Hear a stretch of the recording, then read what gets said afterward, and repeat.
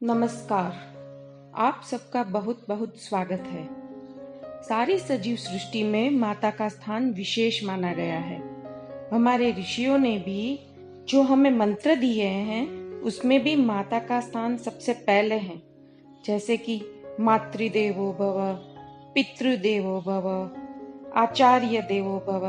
तो सबसे पहले मातृदेवो भव, उसके बाद सब आता है, क्योंकि वे जानते थे कि एक माता अगर चाहे तो अपने संतान के लिए जो कर सकती है वो शायद और कोई नहीं कर सकता। आज हम एक ऐसी ही महान और विदुषी माता की कहानी सुनते हैं जिनका उल्लेख मार्कंडेय पुराण में भी आता है। जी हाँ, हम बात करेंगे माता मदालसा की, जिन्होंने अपने ज्ञान और उपदेश से अपने संतान को ज्ञान के शिखर पर पहुंचाया और मुक्त करा दिया। आइए शुरू करते हैं। एक बार गंधर्व लोक में विश्वावसु नामक गंधर्व राज करते थे। तब उनकी बेटी मदालसा के रूप और गुण की ख्याति दूर तक फैली हुई थी। उसी समय पाताल लोक में पाताल केतु नाम का दैत्य रहता था, जो बड़ा ही बलवान और क्रूर था। वह अपनी शक्ति से सबको कष्ट पहुंचाता था। एक बार उसने मदालसा को देखा तो उसके रूप से मोहित होकर छल पूर्वक मदालसा का अपहरण करके पाताल लोक चला गया और वहां उसे कैद कर लिया। उस समय पृथ्वी पर शत्रुजित नामक एक राजा राज करते थे। उनका एक बेटा था जिनका नाम ऋतुध्वज था। ऋतुध्वज वीर और पराक्रमी था। शत्रुजित के राज्य की ही सीमा में गालव ऋषि तपस्या कर रहे थे, लेकिन पाताल केतु के गण वहां आकर उनकी साधना में विघ्न पैदा करते थे। एक दिन एक देवता बड़ा ही सुंदर अश्व लेकर वहां प्रकट हुआ और ऋषि से कहने लगा कि हे ऋषि, यह एक दिव्य घोड़ा है जो आकाश में उड़ सकता है और पाताल में भी जा सकता है। आप इसे राजा शत्रुजित के पुत्र ऋतुध्वज को दे दे। ऋतुध्वज का पराक्रम इस घोड़े को पाकर और बढ़ जाएगा और आपकी समस्या का भी निवारण हो जाएगा। गालव ऋषि ने ऐसा ही किया।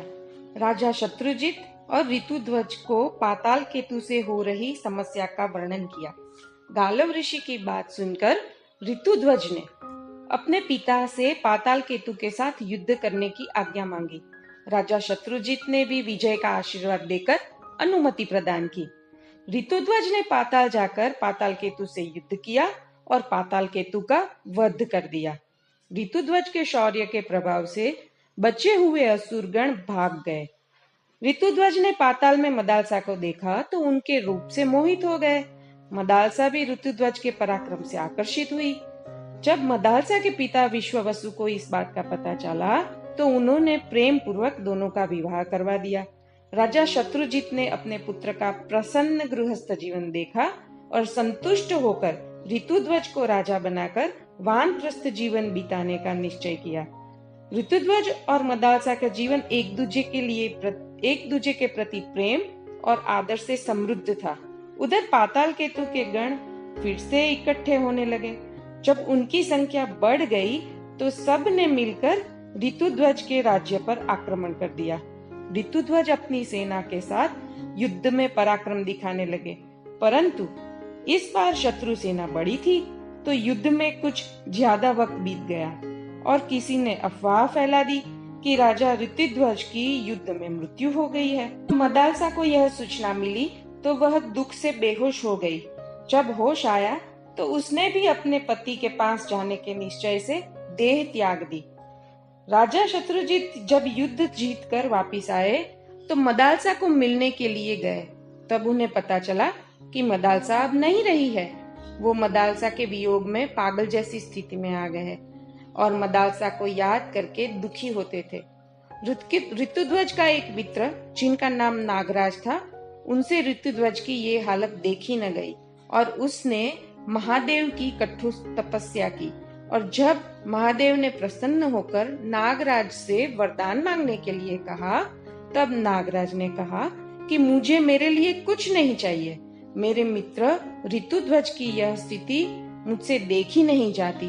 कृपया आप मदालसा को पुनर्जीवित करें। और शायद इतिहास में कभी न हुई थी ऐसी बात हुई। मदालसा पुनर्जीवित हुई। मदालसा को पुनः पाकर ऋतुध्वज बहुत प्रसन्न हुए और फिर से दोनों साथ रहने लगे। वक्त के साथ साथ एक एक करके मदालसा 3 पुत्रों की माता बनी। ऋतुध्वज अपनी संतान को क्षत्रिय की तरह वीर और पराक्रमी बनाना चाहते थे। उन्होंने अपने पुत्रों के नाम विक्रांत, सुबाहु और अरिमर्दन रखे, लेकिन मदालसा, जो कि अपनी मृत्यु को बहुत ही करीब से देखकर आई थी, इसलिए अपने पुत्रों को मृत्यु के उस पार का, तत्वबोध का, आत्मा का ज्ञान देना चाहती थी। वह बच्चों को लोरियां सुनाती थी जो पूर्ण ज्ञान से भरी हुई थी। वो अपने बच्चों को कहती थी कि तुम शुद्ध हो, तुम बुद्ध हो, तुम बेदाग हो, संसार का मोह छोड़ो और मोह की गहरी निद्रा से जागो। मेरे पुत्र, आपका कोई नाम नहीं है, पंच तत्वों से बना यह शरीर आप नहीं है और ना ही आप इसके हैं, फिर आपके रोने का क्या कारण हो सकता है? ब्रह्मांड का सार वास्तव में रोना नहीं है।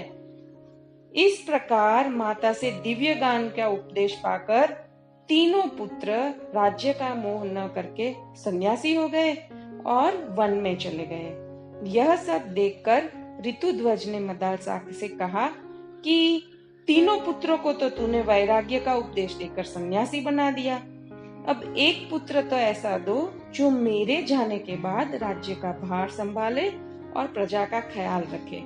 जब मदालसा ने कहा कि ऐसा ही होगा, परंतु इस बार पुत्र का नाम मैं रखूंगी।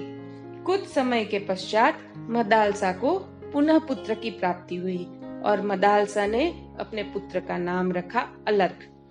तो उनके पति ऋतुध्वज ने पूछा कि ये अलर्क का मतलब क्या होता है? अलर्क नाम का अर्थ क्या है?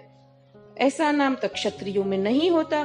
तब मदालसा ने बताया कि अलर्क का मतलब होता है पागल कुत्ता। मैं मेरे पुत्र को पागल कुत्ते की तरह राजकाज में, राग द्वेष में उलझा हुआ देखना नहीं चाहती, इसीलिए मैंने उसका नाम अलर्क रखा है, ताकि उसको याद रहे कि वो सिर्फ ये काम करने के लिए इस पृथ्वी पर नहीं आया है। समय के साथ साथ वो बच्चे की अलर्क की शिक्षा दीक्षा हुई। उन्हें अस्त्र विद्या, शस्त्र विद्या, घुड़सवारी आदि सिखाया गया और एक अच्छे राजा बनने के लिए जिस जिस गुण की आवश्यकता थी, उन सब गुणों का विकास करने में मदालसा ने बड़ा ही योगदान दिया। जब ऋतुध्वज वृद्ध हुए तो उन्होंने अपने पुत्र अलर्क को राजा बनाने का निश्चय किया और साथ ही उन्होंने मदालसा के साथ वानप्रस्थ गमन के लिए योजना बनाई। उन्होंने अपने पुत्र अलर्क को राजकाज का सारा भार सौंप दिया और मदालसा के साथ जाने के लिए उत्सुक थे। तब मदालसा ने एक चिट्ठी अपने पुत्र के हाथ में दी और कहा कि बेटा, इसे अब मत खोलना, इसे अभी नहीं खोलना है तुझे, पर जब तू मुसीबतों से घिरा हो, तुझे कोई रास्ता दिखाई न देता हो और तू निराश हो, तब ये चिट्ठी तू खोलना और इसमें जो लिखा है वो समझने की कोशिश करना।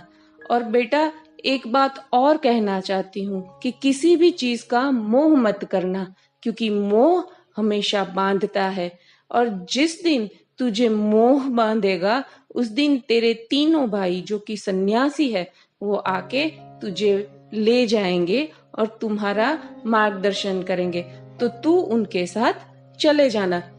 अलर्क ने माता की बात सुनकर कहा कि मैं वैसा ही करूंगा। ये बात सुनकर मदालसा और ऋतुध्वज बड़े प्रसन्न होकर वानप्रस्थाश्रम के लिए प्रयाण करके गए। अलर्क वाकई में बहुत ही अच्छा राजा हुआ। उसने अपनी प्रजा का बहुत अच्छी तरह से ख्याल रखा, युद्ध करके अपने आसपास के पड़ोस के जो राज्य थे उनको जीत के अपने राज्य का विस्तार भी बढ़ाया। पर ये सब करते करते उसके मन में अहंकार जागा कि मैं एक अच्छा राजा हूँ, मैं न होता तो इस प्रजा का क्या होता, इनका ख्याल कौन रखता। इसीलिए शायद मेरा जन्म हुआ है कि मैं इन सब का ख्याल रखूं। और जैसे ही उसके मन में ये मोह आया, उनके तीनों भाई जो कि सन्यासी थे, उन्होंने वहां आकर अलर्क से कहा कि चलो भाई, अब तुम्हारा हमारे साथ आने का वक्त हो गया है। तो अलर्क ने कहा कि नहीं, मैं अभी नहीं आऊंगा। मैं आऊंगा तो यहाँ कौन संभालेगा, ये सारी व्यवस्था बिखर जाएगी, इसलिए मैं आपके साथ नहीं आऊंगा। उन्होंने अपनी माता की बात का भी विस्मरण कर दिया और अपने भाइयों को नकार दिया। तीनों भाइयों मिलकर वहां से चले गए और उस समय के काशीराज के साथ मिलकर उन्होंने अलर्क के राज्य पर आक्रमण करने की योजना बनाई। काशीराज और इन तीनों भाइयों के साथ सेना लेकर जब युद्ध हुआ तो अलर्क बहुत ही बुरी तरह से हारा। वो वृद्ध भी हो चुका था और उसको अपनी शक्ति का अहंकार भी आ गया था। इसके कारण ये हार वो सहन नहीं कर पाया और वो बहुत ही निराश, दुखी और अपने आप को बेसहारा पाया।